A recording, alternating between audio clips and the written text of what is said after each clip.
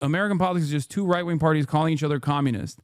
And it goes back to gruesome Governor Gavin Newsom saying Donald Trump is the leading socialist of our time. And he's using socialism as a pejorative here. The hostility to him is quite high, correct? Of course, of course, because of some of his, well, for obvious reasons, some of his views. And there's a lot of anxiety around those views.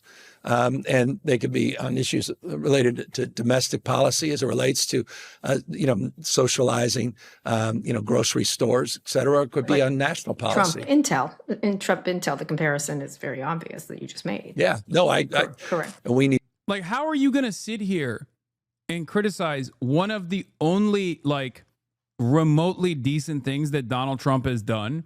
Something that Bernie Sanders, the most popular national figure in his party, has advocated for under the Biden administration. A demand that the American government get something in return, a piece of control over an American company. Unlimited grants are no longer, right? Now, I'm not going to sit here and say Donald Trump is a socialist as a positive, okay? But what's frustrating about this is that this is a policy that is overwhelmingly popular with the majority of the country. Is it being done for corrupt purposes? I think so. There's nothing that Trump does that there's nothing. I don't think Trump is invested in improving the welfare of Americans, right?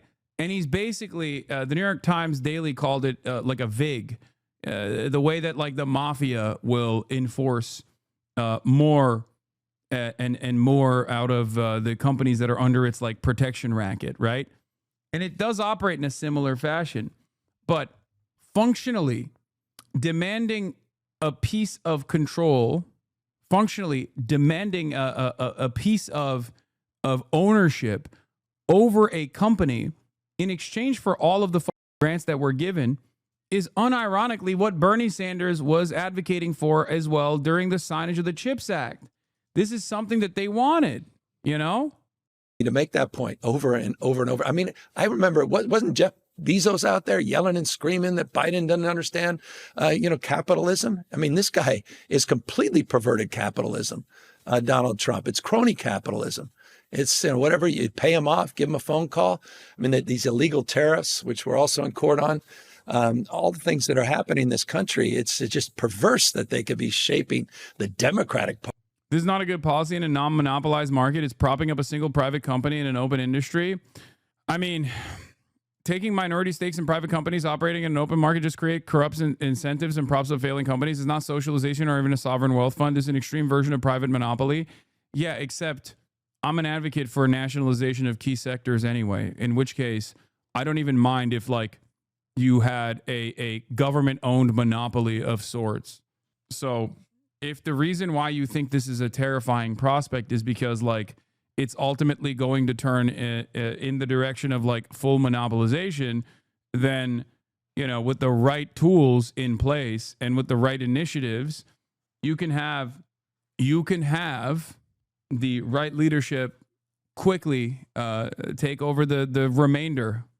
The point is, the point that I'm making is that this is not one of the this is not one of those initiatives that Trump has taken that's that's genuinely a bad move. It's a move in the appropriate direction, especially because it's one that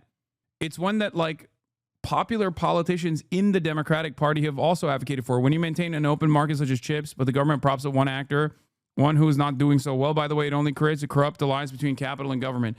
But the corrupt alliance between capital and government already exists. This is just the government picking a winner.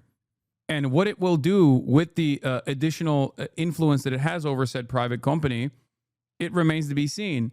But the notion that the government is not already picking and choosing winners is wrong. I mean, it does exist, whether it be by way of government contracts or whether it be directly through grants and all these different subsidies that we offer every single key sector in this country in an effort to engage in some semblance of price controls, in an effort to make sure that our agricultural outputs, for example, are kept as cost-friendly as possible. The government picking a winner is no different than never enforcing antitrust. If we believe antitrust, this is bad. in the absence of moving in the direction of antitrust, I'm just saying that this isn't as bad as a decision. And it's also not even like an overwhelmingly unpopular move as well. I would go so far as to say this is actually an overwhelmingly popular decision that Trump is making, that a lot of people in his base and even beyond his base will look to and go, that's great. Why is that great? Because it's something that I've also advocated for, something that Bernie Sanders has advocated for, something that many people have talked about, which is that unlimited subsidies should be accompanied with like some kind of ownership. I said this in the aftermath of Boeing and a bunch of like national airliners actually falling apart during COVID, and we just kept these companies afloat with the money faucet. If we had gotten something in return for that money faucet during COVID, I think that would have been beneficial.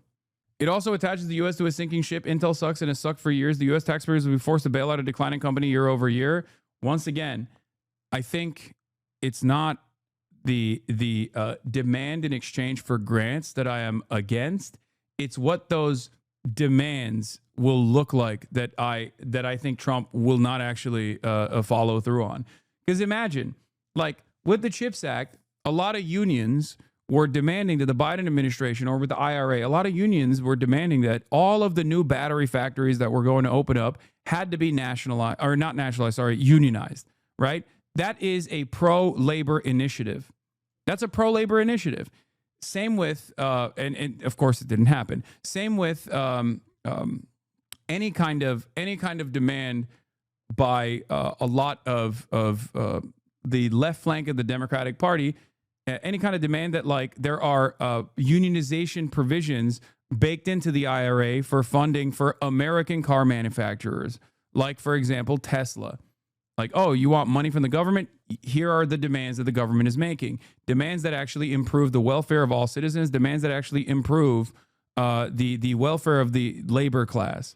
So they didn't do any of those things. They should have. If you're going to give money to these mega corporations, you have to make demands in return for said money.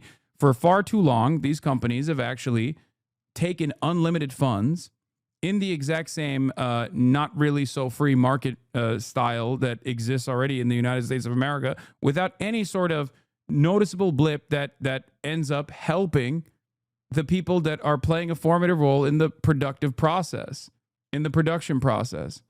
It's not a bad thing. The only problem here is that Donald Trump, of course, is not going to make such demands from Intel.